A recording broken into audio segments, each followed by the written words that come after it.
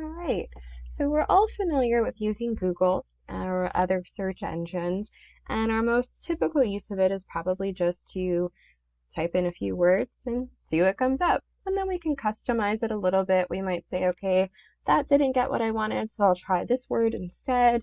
But there is, in fact, a Google Advanced Search page that allows you to customize your search in much the same way that you do with the library databases.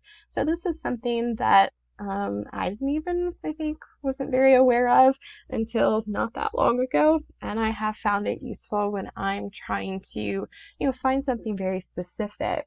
So you can determine which words, of course, you want to search for, and I am going to put in video games, ethics, and I don't really have anything for these, but if you want to make sure that a certain phrase appears exactly, you could put that there.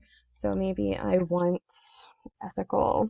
So I'll do that. That could limit my search results a bit. Then I can determine how recent I want it to be. Do I want something that's happening right now? Or do I mind if it's a little bit older? I'm not really concerned with something that's happened in 24 hours. A really nice feature is you can determine if you want to limit your search results to .edu websites or .org or .gov, and that sometimes when you're looking for something educational, but you don't necessarily want a scholarly journal article, this helps you to limit that. So I don't know if there will be any .edu websites for what I'm looking for, but let's take a look and find out. And then terms appearing anywhere in the page. So that means sometimes when I search on Google, I end up with results that don't look clearly related to my search, and that can be because one of the words I typed appears somewhere randomly in the page, but it's not actually the main focus. So I could customize this and say, I want it in the title of the page, which means that it's important to the source.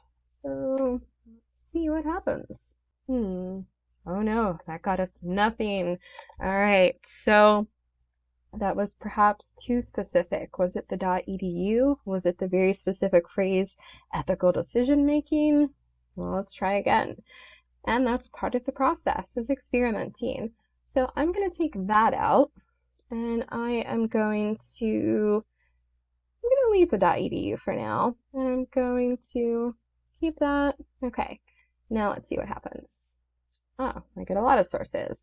So there are a lot of .edu websites that talk about computer games and ethics. So these could be potentially scholarly sources or credible sources that just aren't published in academic journals. So it could work for my second source. So that gives me very focused search results.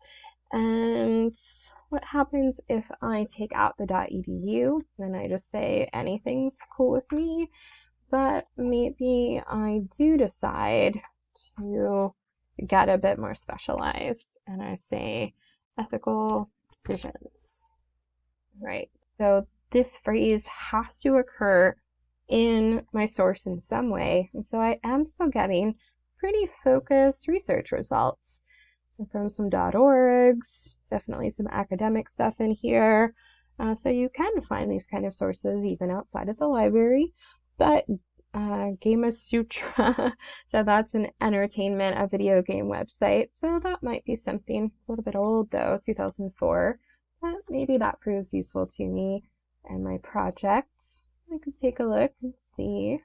This clearly looks like something related to my interests. So you might consider, if just plain Googling isn't getting you much of anywhere, using the advanced Google search. So it's simply google.com advanced_search. And there you go. See what you can find.